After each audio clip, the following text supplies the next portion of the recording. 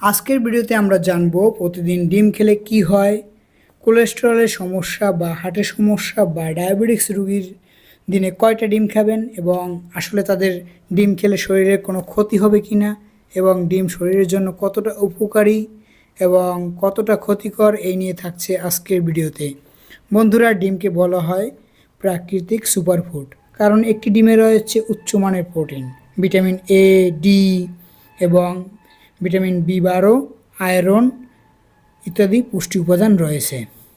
প্রতিদিন ডিম খেলে যেসব উপকার পাবেন: শরীরে পেশি এবং শক্তি বৃদ্ধি পায়, দীর্ঘ সময় পেট ভরা রাখে, ফলে ওজন নিয়ন্ত্রণে সাহায্য করে, মস্তিষ্কের কার্যক্ষমতা এবং স্মৃতিশক্তি উন্নত করে, চোখের স্বাস্থ্য ভালো রাখে এবং দৃষ্টিশক্তি সাহায্য করে, রোগ প্রতিরোধ ক্ষমতা বাড়ায়, চুল, ত্বক ও নখের স্বাস্থ্য ভালো রাখতে সহায়তা করে।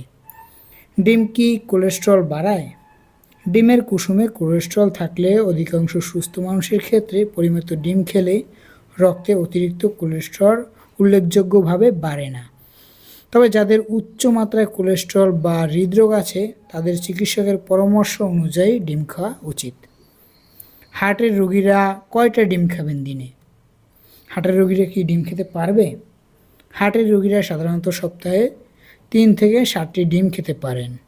অনেক ক্ষেত্রে কুসুম সীমিত রেখে সাদা অংশ বেশি খাওয়ার পরামর্শ দেওয়া হয়, তবে ব্যক্তিভেদে নিয়ম ভিন্ন হতে পারে। ডায়াবেটিস রোগীরা দিনে কয়টা ডিম খাবেন বা সপ্তাহে কয়টা ডিম খাবেন? ডায়াবেটিস রোগীরা প্রতিদিন দিনে 1টি করে ডিম খেতে পারেন, সপ্তাহে 6 থেকে 7টি ডিম খেতে পারেন, যদি তাদের খাদ্য তালিকায় সুষম হয় এবং চিকিৎসক ভিন্ন কোনো নির্দেশনা না দেন।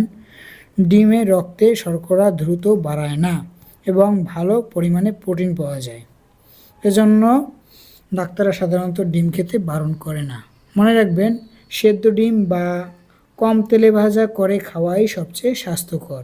অতিরিক্ত তেল, মাখন বা প্রক্রিয়াজাত মাংসের সাথে ডিম খেলে উপকারের চেয়ে ক্ষতিই বেশি হয়। প্রতিদিন একটি ডিম বেশিরভাগ মানুষের জন্য নিরাপদ এবং উপকারী, তবে হার্টের রোগী বা উচ্চ কোলেস্টেরল বা ডায়াবেটিস থাকলে ব্যক্তিগত স্বাস্থ্য অবস্থা অনুযায়ী চিকিৎসকের পরামর্শ অনুযায়ী আপনারা ডিম খেতে পারেন। ভিডিওটি ভালো লাগলে অবশ্যই আমার পেজটি ফলো করে আমার পেজের পাশেই থাকবেন। নিয়মিত স্বাস্থ্য বিষয়ক টিপস পেতে এবং আপনাদের সমস্যাগুলো আমার কমেন্ট বক্সে অবশ্যই জানাবেন। আমি আপনাদের সমস্যাগুলো সলিউশন করার চেষ্টা করব। ভালো থাকুন, সুস্থ থাকুন।